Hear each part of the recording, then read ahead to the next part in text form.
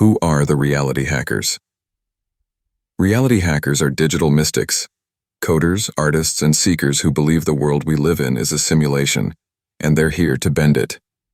They see glitches in everyday life, déjà vu loops, time slips, flickering shadows that don't belong. They don't just hack code, they hack perception. And sometimes, when they push too far, something pushes back. The patch that shouldn't exist. Renee, the teller of ghostlight tales, arrives at Ashworth's pumpkin farm, a place whispered about in hacker forums for its strange electromagnetic pulses and untraceable coordinates. It's said that every October, the farm appears in a different location, never on maps, always in memories. As Renee investigates, she meets a group of reality hackers who've set up camp with strange devices, trying to decode the farm's anomalies. One of them claims to have seen a pumpkin carved with his own face, before he even arrived. That eerie moment is captured in Pumpkin Patch Hacker Spy Caught on Camera. Breaking into, where surveillance footage reveals a figure entering the patch before the gates even opened. The deeper they go, the more the farm resists. In Pumpkin Patch, Creepypasta, a tale unfolds of a child who vanished into the corn maze and returned speaking in binary code. Renee begins to suspect the farm isn't haunted by ghosts, but by corrupted memories. Then comes the twist. Mr. Ashworth's pumpkin patch is full of evil secrets. Reveals the original owner was a quantum physicist who believed pumpkins could store consciousness. His experiments went too far, and now the patch is a graveyard of fragmented souls. Renee records her findings for the podcast, but her voice begins to distort. In the Pumpkin Patch Creepypasta Scary Story, a similar tale is told, of a storyteller who vanished mid-recording, leaving only static and whispers. To ground the story in real-world eeriness, Man Farm's Haunted Nights experience.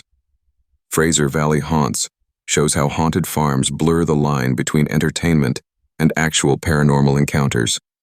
And 292, The Haunting of Briny Farm, Spirits, Booby Traps, and adds layers of mystery with tales of booby-trapped barns and ghostly figures that mimic the living.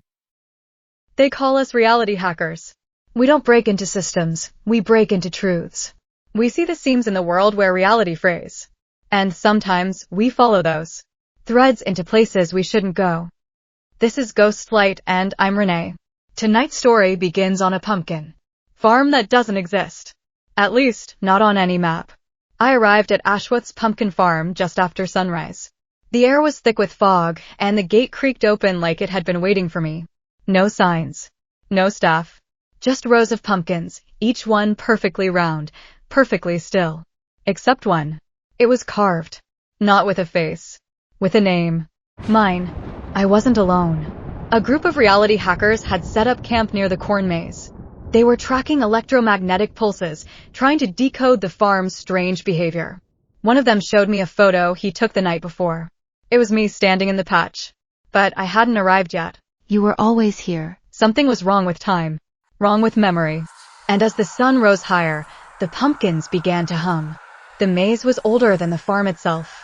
That's what one of the hackers told me. His name was Eli. He wore a headset tuned to frequencies no human should hear. Said the maze was alive with memory. I followed him in. The stalks were too tall, too perfect. No bugs. No birds. Just silence. Eli, recorded voice distorted. Don't trust the paths. They rearrange when you're not looking. Sound, footsteps, static crackle, faint laughter. We walked for what felt like hours. My compass spun. My watch blinked 1313.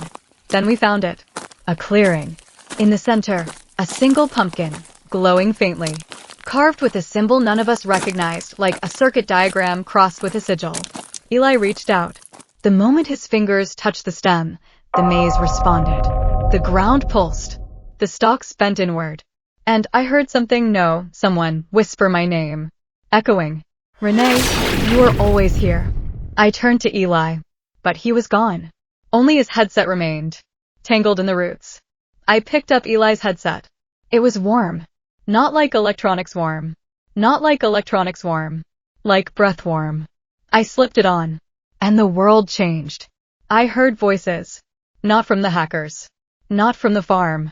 From inside the maze. They spoke in fragments, memories not my own. Distorted. She walked into the patch in 1983. Never came out. Urgent, panicked. Renee, you're not the first. You're just the first to remember. I staggered back. The clearing was gone. The maze had shifted again. And then I saw it, half buried beneath the soil. A journal. Leather-bound. Cracked with age. I opened it. The first page was blank. The second was written in my handwriting. I hadn't written it. Not yet. But it told me what would happen next. The journal was old. But the ink was fresh. Each page felt like it had just been written by someone who knew me better than I knew myself. I flipped to the third page. It was a map.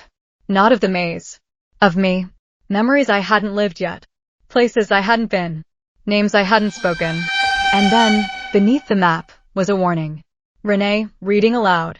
Do not follow the light. It remembers you too well. I looked up.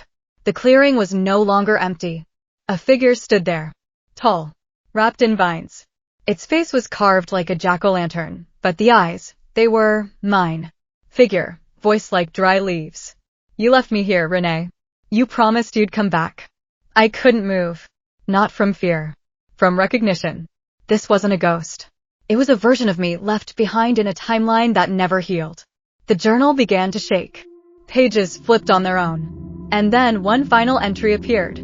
If you're reading this, you've already begun to forget.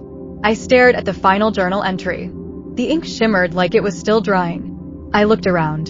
The maze was gone. The farm was gone. I was standing in my childhood bedroom. The air smelled like dust and old books. My favorite sweater was draped over the chair, one I hadn't seen in years. And on the desk was the journal.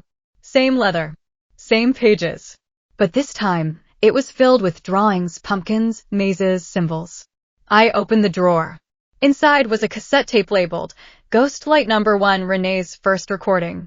I didn't remember making it, but I pressed play. Renee, younger voice. Hi, if you're hearing this. I think I've found something. Something buried in the patch. It's not just haunted. It's remembering us. I dropped the tape. The room began to dissolve, walls flickering like corrupted pixels. And then I was back. In the maze.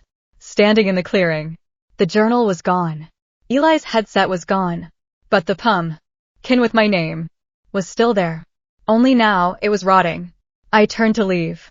But every path led back to the same spot. I wasn't trapped in the maze. I was trapped in a memory. One that wasn't mine anymore. I stood in the clearing. The rotting pumpkin with my name was collapsing inward. The vines around it pulsed like veins. And then, the ground split. From beneath the soil rose a figure, not vine-wrapped like before, but cloaked in flickering light. Its face was a blur. Sometimes mine. Sometimes Eli's. Sometimes no one's. Voice layered with static. You've seen too much, Renee. You've remembered too well. I asked it what it was. It didn't answer. It showed me. I saw every moment I'd lived in the maze. Every loop. Every version of me that had tried to escape. Some had faded. Some had stayed. One had become the keeper. Figure. You can leave. But you'll forget. Or, you can stay. And remember everything. I looked down at the journal. Its pages were blank again. Waiting. I had a choice. Forget the maze. Forget Eli. Forget the truth. Or stay. And become the next ghost light. Sound, silence, then a single whisper. Choose. I closed the journal. And I spoke. I'll remember. The maze didn't collapse. It folded inward. And I stepped into the center.